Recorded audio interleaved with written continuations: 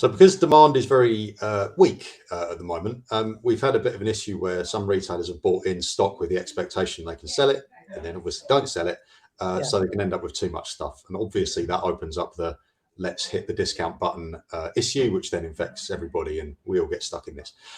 So we've got some tips here from Anshuman at Ingref, just about how you can manage this process more efficiently. So Anshuman, what's your first tip?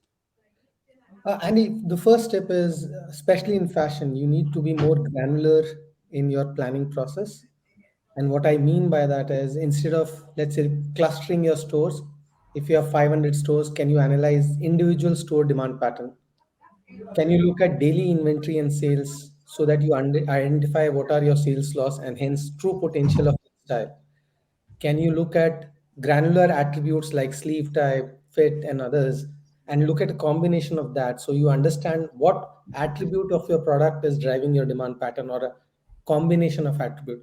So the more granular you go, your demand prediction becomes far more accurate, and you don't end up overstocking or understocking and losing sales. Okay, so look at loads of stuff is number one. Number two?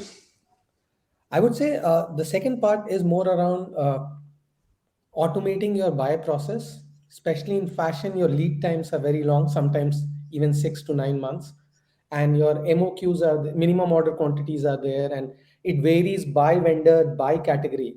So how do you automate your buying process depending on your lead times, your MOQs, and also how do you project your future sales so that you exactly know how much of inventory will be left over when the new inventory kicks in?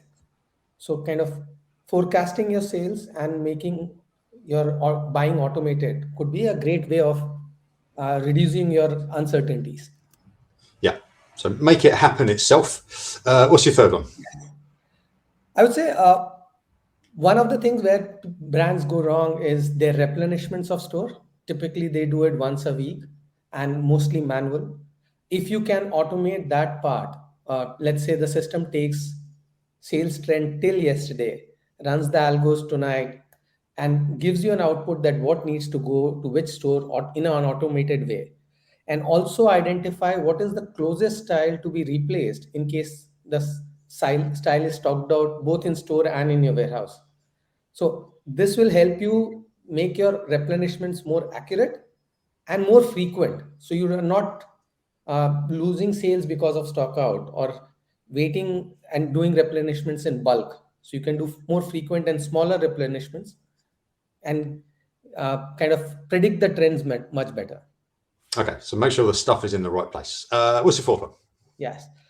I would say the fourth one is, and which is a big buzzword, is also how do you enable an omni-channel retailing experience, which is if your customer is coming to your store or to your website or to your, let's say, social commerce platforms, how can you showcase single view of inventory to every customer in every channel?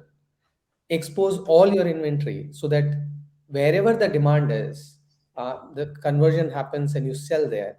Also, you give a seamless experience to your customer so that he can buy anywhere, he can return anywhere, he can pick the stock from anywhere. So having a very robust omni-channel retailing solution with real-time inventory sync and exposing 100% inventory is crucial to make your inventory more efficient. Mm-hmm.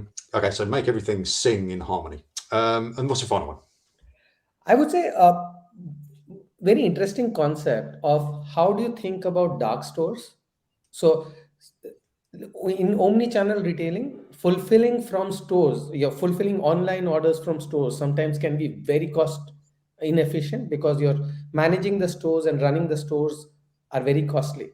So how can you think about having dark stores, mini warehouses, which can replenish your stores also faster and can act as a online order replenishment, and you can replenish online orders faster at a lower logistics cost and thereby improving your margins as well as your customer experience. So think about dark stores as a replacement of fulfilling from stores for online orders, and also replenishing those stores on a almost daily frequency level.